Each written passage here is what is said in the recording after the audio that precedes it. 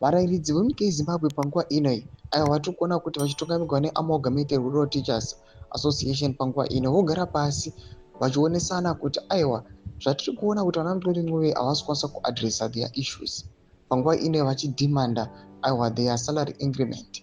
Panguva ino vogara pasi voona kuti vowirirana kuti vodziisa mazuva mangani pavhiki. Sanamira mashoko arikunyatsoonekwa kunzi aiwa vana mudodori panguva ino iyi despite the fact yekuti vari kuva vachidhimanda aiwa salary increment at their doorstep havasi kana kutombovateerera kana kutomboadresa zvimo zvavo nokubosubscribe like on the bell icon. Timina Amalgamated Rural Teachers Association obudanyira chiti over the weekend the union conducted a vote on how many days we should report for duty given that the government has failed to resolve salary crisis.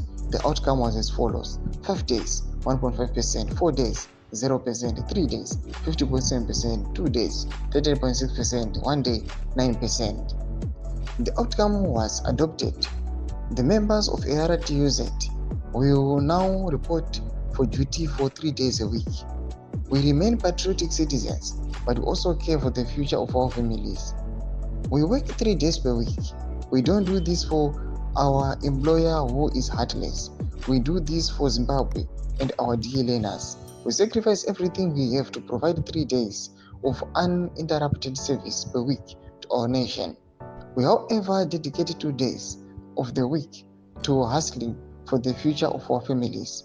We are YaED Yosimudzira members. We serve both our nation and our families. Patriotism and family commitment are values we hold to.